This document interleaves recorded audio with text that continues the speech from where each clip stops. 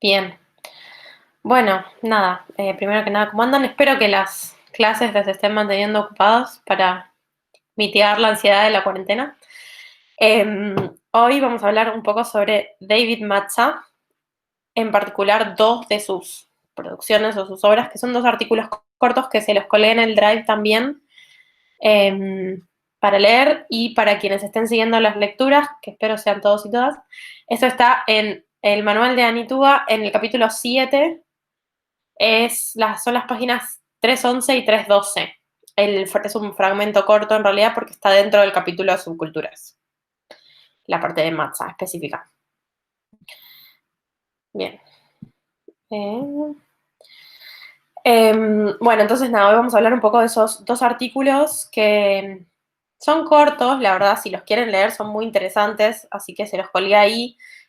Más allá de, digamos, existen otras obras posteriores de Matza que desarrollan mucho más su teoría, pero hoy vamos a ver como estas dos que son, digamos, centrales o medio fundamentales para todo lo que él va a decir después.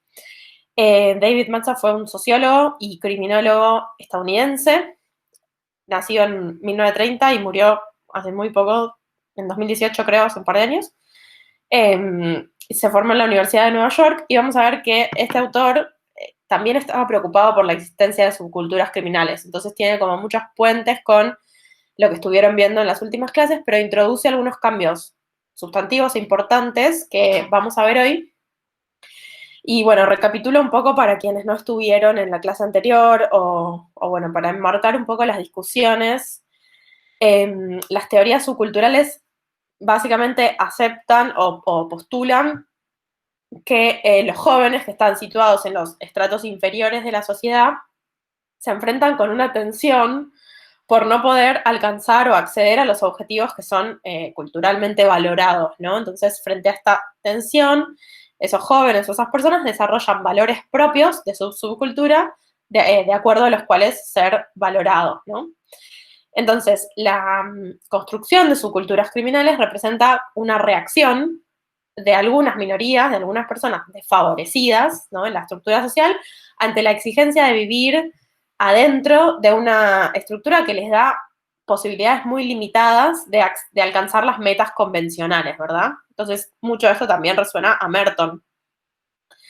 Esas minorías, digamos, son llevadas entonces a perseguir otras metas o expresar otros valores o a legitimar conductas ilegales para conseguir las metas oficiales.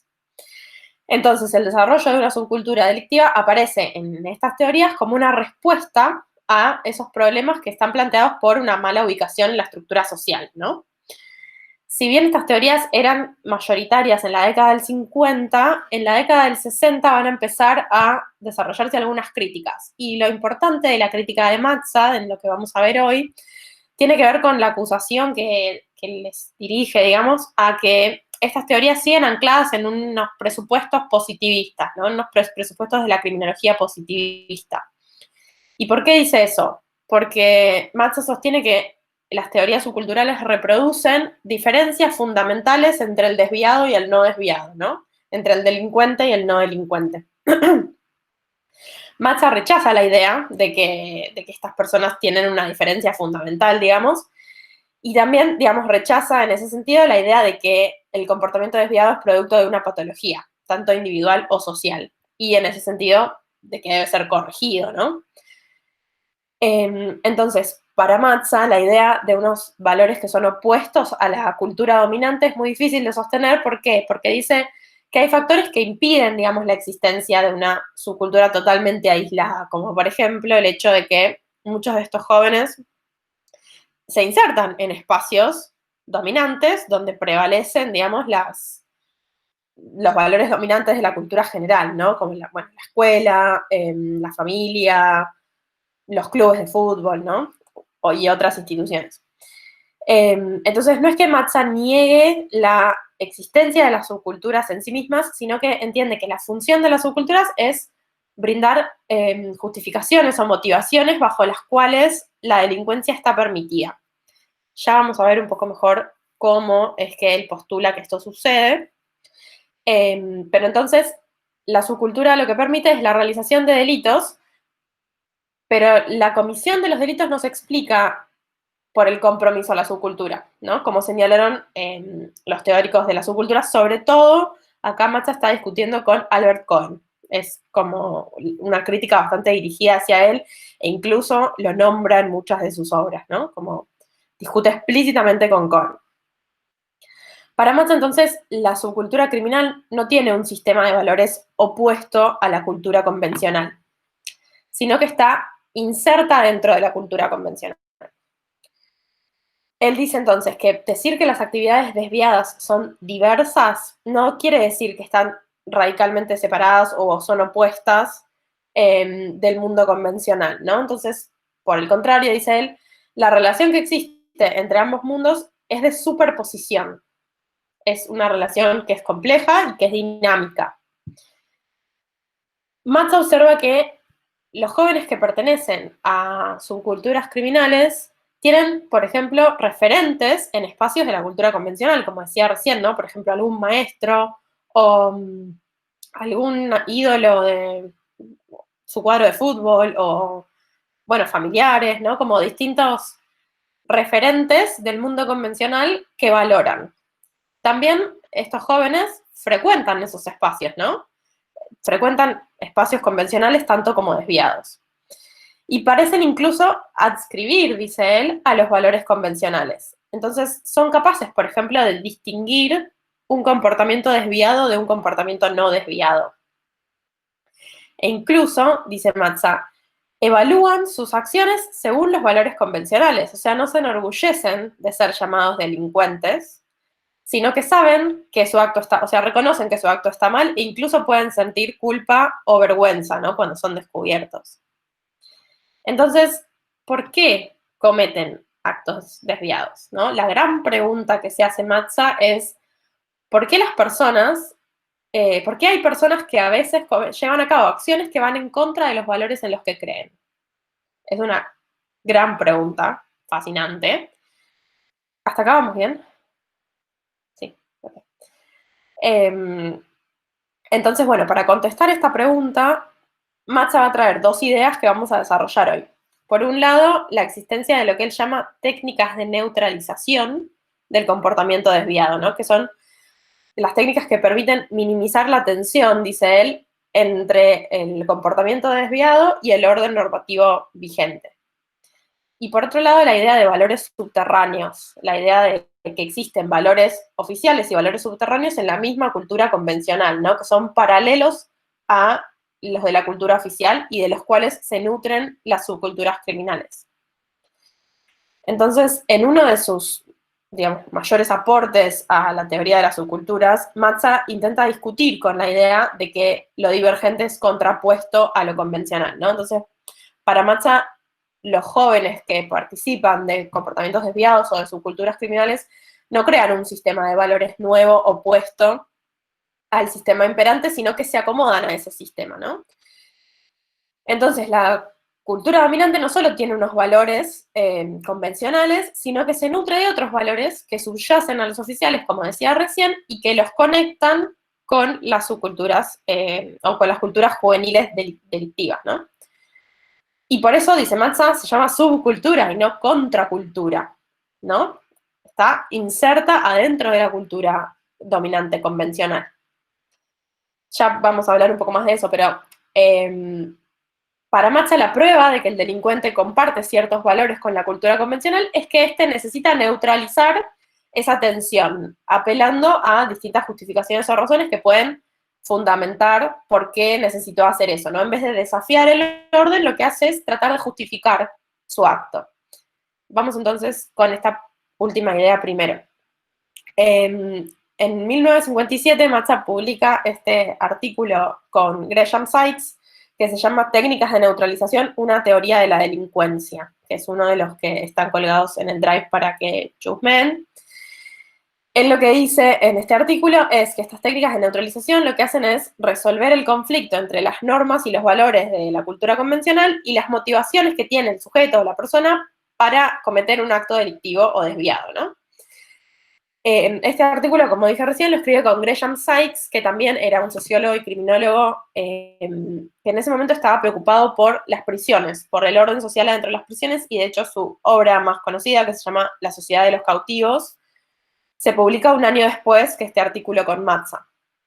Entonces, en este ensayo, Matza y Sykes sostienen que el delincuente comparte, o sea, acepta y comparte los valores sociales dominantes, y precisamente por eso necesita estas técnicas de neutralización, ¿no? Que no son solo, esto es importante, no son solo esgrimidas después del acto, como para justificarse ante otros, sino son técnicas que también funcionan ex ante del acto, ¿no? Son técnicas que le permiten al sujeto la comisión del acto delictivo. Esto, por supuesto, digamos, ocurre de manera inconsciente, pero es como la condición de posibilidad para que el acto delictivo ocurra. Ahora veamos un poco de qué se trata esto entonces. Matza y Sykes lo que van a sostener es que las normas son solamente guías contextualizadas para la acción, dicen ellos, ¿no? Que no se aplican siempre. Por ejemplo, el valor de no matar a otra persona es un valor que se pone en cuestión, por ejemplo, en situaciones de guerra, ¿no? O incluso el mismo derecho penal reconoce atenuantes de este delito, ¿no? Entonces, la legítima defensa, la emoción violenta. En ese sentido, dicen Matza y Sykes, todo orden normativo es flexible, ¿no? Y las técnicas de neutralización son como una especie de extensión de estos atenuantes de culpabilidad. Que estas técnicas juegan o sea, no juegan en el derecho penal, sino que juegan inconscientemente dentro de cada individuo y son justificaciones elaboradas por los sujetos para mitigar la tensión, como dije antes, entre el sistema normativo y el acto delincuente. Entonces son, ante todo, justificaciones. Son justificaciones que operan especialmente antes del acto. ¿Eso se entiende? Sí, ok. Pregunta, yo lo que no entiendo es si en estas elaboraciones, digamos, de justificaciones que se van desarrollando, las realizan únicamente este grupo de jóvenes que forma esta subcultura o en una dinámica con, digamos, el resto de la comunidad convencional, llamémoslo. Todas las personas que cometen actos desviados, digamos. Ok, Él se está preguntando sobre todo por las subculturas, porque en ese momento lo que se discutía, por ejemplo, lo que decía Cohen, era que los jóvenes cometían actos desviados porque estaban comprometidos con su subcultura, ¿no? Entonces estaban comprometidos con ese otro sistema de valores diverso. Y él lo que dice es, no, ellos cometen actos delictivos porque, bueno, ahora ya lo vamos a ver un poco mejor, pero porque adscriben a valores subterráneos de la cultura dominante. No adscriben a una cultura totalmente distinta, pero además necesitan estas operaciones, digamos, inconscientes para justificarse a sí mismos por qué cometen un acto delictivo. Él se pregunta sobre todo por los jóvenes que adscriben a estas culturas, pero su teoría, digamos, puede aplicarse a otros. cualquier persona que cometa delitos, digamos. Sí. Gracias. Vale. Entonces, lo que hacen estas técnicas es hacer que digamos, que esa restricción de las normas sea vista como aceptable, ¿no? Como, bueno, sí, como un atenuante de responsabilidad para el propio individuo que lo que hace es anticipar que la sociedad y que la justicia va a desaprobar de ese acto. Porque, como decía recién, Matza sabe, o sea, reconoce que los jóvenes saben cuando su acto es desviado, ¿no? Entonces, ellos ya saben que esa conducta es reprochable y se valen de estas técnicas para cometer ese acto, ¿no? Y acá, esto no sé si se acuerdan la última vez que nos vimos cuando hablamos de Sutherland. Esto tiene muchos puntos en común con lo que decía Sutherland, porque Sutherland, incluso Matza y Sykes lo retoman y dicen, bueno, él ya había señalado cuando hablaba del ladrón profesional y del delito de cuello blanco, que existían estas técnicas, ¿no? Él decía, cuando se aprende un delito, o sea, ¿se acuerdan que para Sutherland el delito es un comportamiento que se aprende? No se aprenden solo las técnicas específicas, sino que se aprenden también las racionalizaciones y las motivaciones para cometer ese acto criminal. Lo que dicen Matt 66 es, bueno, eso que Sutherland dijo, nosotros lo vamos a desarrollar. Ellos toman esa concepción y desarrollan cuáles son estas técnicas de neutralización. serían como un aspecto de esos mecanismos justificadores de los que había hablado Sutherland, ¿no? Y de hecho, Matza y Sykes, como Sutherland, sostienen que es por medio del aprendizaje de estas técnicas que también se aprenden, que es que el joven se convierte en delincuente. Tiene muchos puntos en común con la teoría de Sutherland. Entonces, también, como él había dicho, no es que el individuo esté determinado al delito, en un sentido como lineal, por una cuestión patológica, sino más bien al contrario. De hecho, el individuo está comprometido con el orden normativo convencional y solo cuando consigue neutralizar esa tensión es que se da la condición para que incurra en una actividad delictiva. ¿Se acuerdan entonces también que Sutherland decía esto, ¿no? Como que no era una cuestión lineal o mecánica y que solamente cuando hubiese aprendido todas esas disposiciones y esos comportamientos, el sujeto estaba en condiciones de delinquir. Veamos entonces cuáles son estas 5 técnicas. Si tienen alguna otra pregunta, me paran. La primera de la que hablan Matza y Sykes es la negación de la responsabilidad. Y tiene que ver con, fácil, o sea, no hacerse cargo de las propias acciones desviadas, ¿no? Básicamente. Es decir, justificar, convencerse a sí mismo de que hubo alguna circunstancia excepcional, externa, que lo llevó a cometer el delito. Por ejemplo, en el caso de los jóvenes, podría ser que no tuvieron figuras paternales o maternales o una cuestión del ambiente en el que crecieron, ¿no? Entonces, él no dice específicamente que eso no tenga nada que ver, o sea, que no influya, simplemente dice que es una forma de estos jóvenes para desviar la culpabilidad hacia la influencia de esos factores externos y no hacerse cargo de ese acto, ¿no? La segunda es la negación del daño. Al igual que, como ustedes saben, el derecho penal establece escalas penales y también jerarquiza bienes jurídicos protegidos, el sujeto que delinque también hace esa distinción, ¿no? Entonces, entre cuán malos son sus actos desviados, ¿no? Por ejemplo, puede pensar, bueno, sí, está bien, choreé un negocio, pero no maté a nadie, ¿no? Entonces nadie salió lastimado. O sea, ¿cuán dañino es eso realmente, no? Entonces el sujeto se habilita a sí mismo al comportamiento porque siente que, aunque sea ilegal, no es realmente tan dañino. El tercero es la negación de la víctima. Y tiene que ver con la idea esta, ¿no? De que el delito o de que el daño cometido es en realidad una forma como de retribución hacia alguien que se lo merece. Esto es muy patente, por ejemplo, en los casos de linchamiento, ¿no? O de crímenes de odio. Entonces, esto, dice Manza y Sykes, se exacerba cuando el delincuente o el desviado no conoce a la víctima, ¿no? Entonces no puede verla, entonces se vuelve abstracta y es más fácil de negar, ¿no? Por ejemplo, no sé, en los casos de fraude o los que uno no puede directamente ver a quién está estafando, por ejemplo. El cuarto es la condena a quien condena, y esto, como su nombre lo indica muy fácilmente, tiene que ver con actitudes dirigidas hacia los distintos actores del sistema penal, de persecución penal y de control social informal, tanto la familia como la escuela y otros, los vecinos, ¿no? Cualquier persona que desapruebe o reproche ese comportamiento.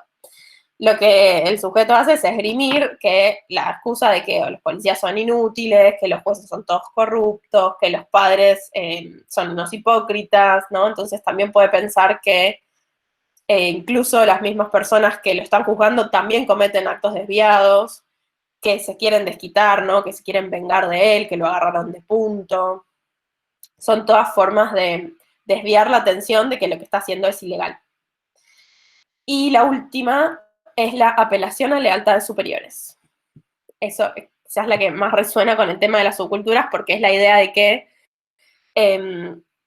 la persona cometió el delito o cometió el acto desviado porque un amigo se lo pidió o porque su grupo necesitaba a alguien que haga de campana o porque no puedes dejar en banda a un compañero, ¿no? Entonces la idea de que traicionar a esos grupos de pertenencia es mucho peor que cometer un acto ilegal. ¿Se entendieron todas? ¿Quieren que repita alguna? Me avisan. Yo no quería escuchar la quinta, ¿la podrías volver a repetir? Sí, la quinta es la apelación a lealtades superiores. Perfecto, gracias. No, de nada. es esta idea, ¿no? De deberse un poco a los grupos de pertenencia más cercanos. Entonces, la idea de que traicionar a esos grupos que están necesitando de él para cometer ese acto delictivo o que, digamos, que cuentan con eso, esa traición es mucho peor que cometer un acto ilegal. Las repito todas los nombres. La primera es la negación de la responsabilidad, que tenía que ver con esto, no hacerse cargo, ¿no? Derivar la atención a factores externos. La segunda es la negación del daño, la idea de que el acto no es realmente tan malo, ¿no? Como esto que decíamos de la vez pasada con Sutherland, de bueno, está bien, una persona puede decir, bueno, yo no voy a declarar todos mis bienes o mis ganancias porque considero que, bueno, en realidad es mi dinero y yo me lo gané y no tengo por qué pagar impuestos y el Estado y no sé, todas estas justificaciones que se armaban los delincuentes de cuello blanco, ¿no? Entran, por ejemplo, acá, ¿no? El tercero es la negación de la víctima, es esta idea de que la persona se lo merece, ¿no? De que es un acto de retribución. El cuarto es la condena a quien condena, tiene que ver con esto, con culpar a los jueces, a los policías, a la familia. Y la quinta, la apelación a lealtades superiores. Entonces, Matza y Sykes dicen que el hecho de que suceda esta neutralización no implica necesariamente que el sujeto delinca, y esto también es muy parecido. Ay, gracias, May. Ahí está en el chat las 5 escritas. Entonces, Sutherland lo que había dicho era esto, ¿no? Como se acuerdan que el delito era un aprendizaje, ¿no? De un comportamiento que solo se llevaba a cabo cuando culmina el proceso, ¿no? Y cuando se le presenta a la persona la oportunidad, cuando la persona juzga que esa oportunidad es correcta, ¿no? ¿Se acuerdan? Que una persona, por ejemplo, un hombre puede aprender las justificaciones y las técnicas para, no sé, habíamos dicho, creo que era golpear a su mujer cuando lo traicionaba, pero si la mujer nunca lo traiciona o él nunca se entera, entonces no se le presenta para la oportunidad y no pasa al acto. Bueno, ellos van a decir algo parecido, ¿no? Ellos dicen, el sujeto está en condiciones de delinquir una vez que ha neutralizado el sistema de control formal, digamos, se encuentra en esa situación propicia, pero que dé o no ese paso hacia el acto, depende de un acto de voluntad, dicen Matza y Sykes, ¿no? Matza va, en otras partes de su obra también, va a otorgar mucho más lugar a la agencialidad del sujeto, ¿no? A la capacidad de decisión del sujeto. Y eso, digamos, bueno, no escapa un poco a esta clase, pero, digamos, la idea es que una vez que aprendió, está en condiciones de delinquir, pero ese pase a la acción depende de su voluntad, ¿no? Entonces, hasta acá todo bien. Entonces, bueno, unos años más tarde, en 1961, él va a escribir otro artículo con Sykes también, que se llama Delincuencia Juvenil y Valores Subterráneos. De vuelta, acá se está preguntando por la delincuencia juvenil, ¿no? Siempre es como dentro de ese marco de la teoría de las subculturas.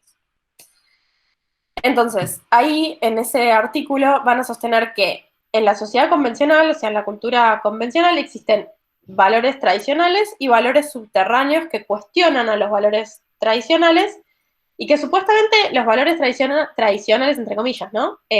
Representan a la clase media, dicen ellos, ¿no? Esa supuesta clase media. Y acá van a decir algo muy interesante que me interesaría leérselo, son 2 oraciones, porque la verdad me parece muy, muy acertado, y sobre todo da cuenta de las discusiones que se estaban dando en ese momento, ¿no? Dicen esto: hemos asumido una visión excesivamente simplificada del sistema de valores de aquellos que supuestamente cumplen con la ley. En nuestra premura por crear un estándar a partir del cual la desviación pueda ser medida, hemos reducido el sistema de valores de toda la sociedad al sistema de valores de la clase media. Hemos ignorado tanto el dato de que la sociedad no está compuesta exclusivamente por la clase media, como el hecho de que la clase media en sí misma está lejos de ser homogénea, ¿no? Entonces, él lo que dice es, bueno, nosotros pensamos que esos valores supuestamente convencionales eran los únicos valores que existían adentro de la cultura dominante, y eso no es así, ¿no? Dicen ellos. Es absurdo pensar que la cultura convencional contiene solo los valores de la clase media, ¿no? Junto a estos valores coexisten otras premisas que, aunque sean públicamente desaprobadas quizás, en privado gozan de mucha aceptación, dice Matsai Sykes, ¿no? Son valores que están en conflicto de alguna manera con los otros, que también se sostienen profundamente, pero que son aceptados por muchas personas. Incluso, digamos, estas personas de la clase media, ¿no? Supuestamente respetables. Entonces, las subculturas, dicen ellos, se van a nutrir de esos valores subterráneos presentes en la cultura convencional y no es que crean valores nuevos, ¿no? No crean valores nuevos y contrapuestos. No son ajenas al mundo convencional, sino que existen relaciones entre los valores tradicionales y los valores subterráneos que están presentes en el mundo convencional. Estas relaciones, para Matsai Sykes, impiden pensar, ¿no? Como que las subculturas son algo totalmente opuesto al mundo convencional. Para Matsai Sykes eso no es así, como lo sostenían otros teóricos de las subculturas. Entonces, ambos tipos de valores, dicen Matsai Sykes, pueden ser compartidos por delincuentes y no delincuentes, ¿no? ¿Se entiende más o menos a qué voy?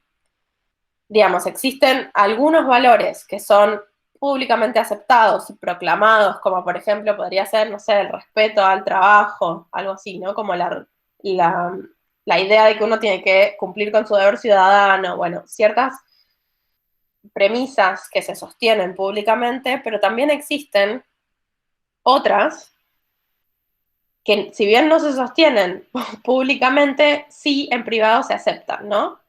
Y ambas cosas son parte de la cultura dominante. Entonces, por ejemplo, veamos algunos ejemplos. Ellos dicen, hay algunos autores que han asociado el desdén que el delincuente tiene por el trabajo, ¿no? Con que también tiene desdén por el dinero, con que no le importa el dinero, ¿no? Entonces no quiere trabajar, no quiere ahorrar, ¿no? Y ellos dicen, no, el delincuente también valora el dinero, ¿no? Tanto como las personas que obedecen la ley, pero no para ahorrarlo, no para invertirlo, sino como haría, digamos, cualquiera de nosotros, entre comillas, ¿no? Como personas que adscriben al valor utilitario del trabajo, sino para, dicen Matsai Sykes, gastarlo, consumirlo, derrocharlo, ostentarlo. Pero ambos, tanto el delincuente o el desviado como la persona convencional, digamos, los dos valoran el dinero. Entonces, solo que se expresan de distinta manera, ¿no? Entonces, la persona, digamos, un ciudadano medio, entre comillas, lo hace a través del trabajo, ¿no? Y en cambio, el delincuente lo hace a través de conseguir dinero ilegalmente. Y lo utilizan para distintos fines, ¿no? Pero en definitiva, el valor que sostienen es el mismo. Ese es un valor subterráneo. El valor del trabajo es un valor, digamos, de la cultura convencional. Otro, por ejemplo, que es muy patente para mí, es el tema de la violencia, ¿no? Digamos, si bien en la cultura convencional se comparte la idea de que los delincuentes son violentos y que ya no puedes salir a la calle porque te matan, y ni siquiera se roban nada, pero, o sea, hay como toda una idea de que los comportamientos violentos provienen de personas violentas que cometen actos desviados, pero a su vez el mundo convencional, dicen Matsai Sykes, está lleno de guerras, ¿no? Y esas guerras también son expresión de comportamientos violentos. Entonces, lo que marcan Matsai Sykes es que los delincuentes simplemente expresan ese mismo valor de otra manera. Entonces, incluso, por ejemplo, la sociedad convencional está llena de entretenimiento basado en la violencia, ¿no? En el mundo convencional nadie proclamaría estar a favor de la violencia, o sea, nadie diría yo estoy a favor de la violencia, pero existen mil ejemplos de aceptación en ese sentido, ¿no? Nosotros consumimos películas, libros, ¿no? Está lleno de entretenimiento que se basa en la agresión. Y otro ejemplo, por ejemplo, que ponen Matsai Sykes, es que, por ejemplo, tanto el delincuente como el no delincuente buscan adrenalina, ¿no? Entonces, esta adrenalina sería como un valor subterráneo a la idea de la rutina, ¿no? Y del trabajo. Pero la persona convencional, digamos, la busca esta adrenalina a través de, no sé, los deportes, por ejemplo, ¿no? En las vacaciones, hay como contextos en los cuales esa búsqueda de adrenalina es aceptable. En cambio, el delincuente lo que hace es crearse peligros y, digamos, mostrar osadía o evitar ser descubierto, ¿no? Entonces, esa es su búsqueda de adrenalina. Pero bueno, digamos, lo que dicen Mad 66 es que el valor es, en definitiva, el mismo. Se expresan de distintas formas, se expresan de forma diversa. Entonces, por ejemplo, en este último ejemplo, la búsqueda de aventura y de emoción es un valor subterráneo que convive con el valor oficial de seguridad y rutina del mundo convencional que sostienen todas las personas que obedecen a la norma. Pero no es un valor desviado. Entonces, digamos, lo que dicen los autores es que puede parecer que un ciudadano medio es radicalmente opuesto a un delincuente juvenil, pero en realidad persiguen valores similares y comparten muchas cosas, aunque las expresen de forma diversa, ¿no? Y aunque los comportamientos de unos sean penados por la ley y los de los otros no. Entonces, para Matsai Sykes, el delincuente no es un extraño, ¿no? En la sociedad, no es como alguien que está aislado, sino más bien es una persona que seleccionó y enfatizó una parte del sistema dominante, ¿no? Que concretamente se expresa en valores subterráneos, que coexisten con otros que son supuestamente más respetables y que sí son proclamados públicamente, pero ambos, tanto los convencionales como los subterráneos, son parte de ese mundo, del mundo oficial, ¿no? Y entonces, como dije al principio, tanto para Matza como para Sykes, la prueba de que el joven delincuente también comparte el sistema de valores dominante y que no crea valores totalmente opuestos, es que necesita aprender mecanismos de neutralización o técnicas de neutralización para mitigar el choque entre esos valores y la comisión del acto delictivo, ¿no? Entonces, solo cuando utiliza estos mecanismos es que puede delinquir, ¿no? Por eso son justificaciones que ocurren ex ante. ¿Hasta acá se entiende? ¿Alguien tiene alguna pregunta o algo? Bueno, si les parece, recapitulo un poco. Entonces,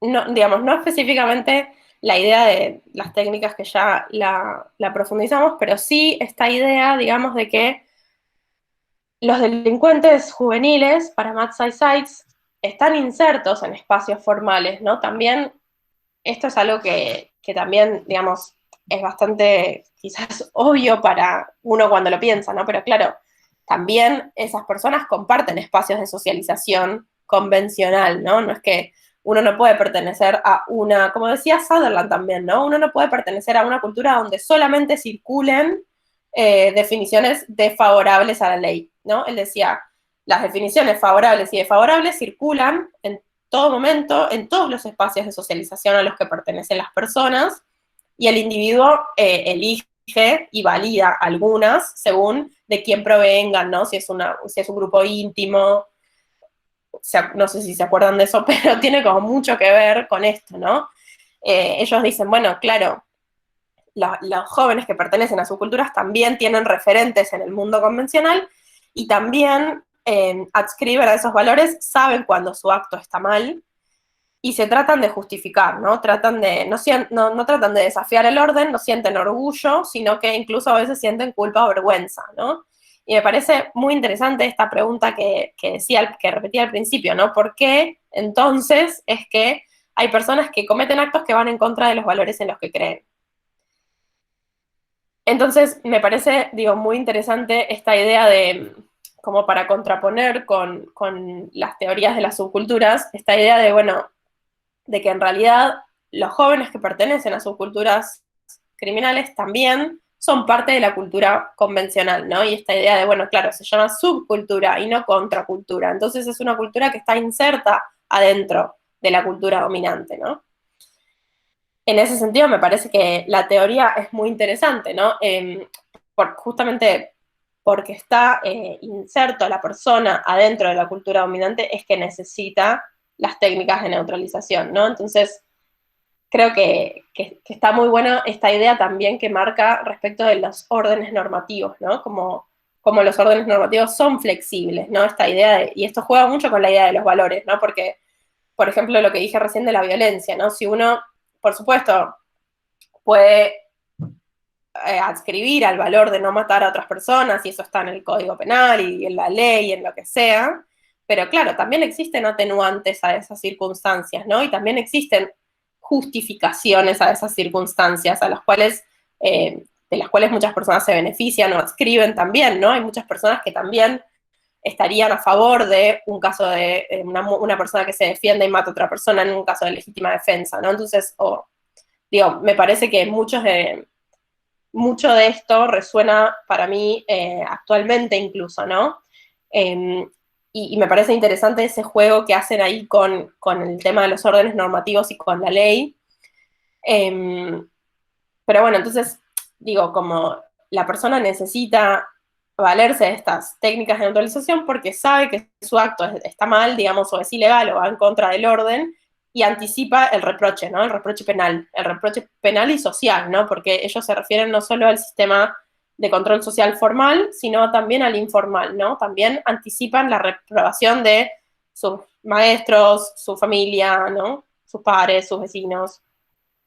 Entonces, me parece interesante esta idea, ¿no? Cómo se juegan tanto las técnicas de neutralización como los valores subterráneos para generar las condiciones para el acto delictivo, pero también, como decía Sutherland, esto lo que hace es producir las condiciones, no garantiza el pasaje al acto. Si bien en Sutherland había una idea mucho más de la oportunidad, ¿no? Y en Matza hay una idea mucho más de la agencia, ¿no? De la decisión, de la voluntad de la persona.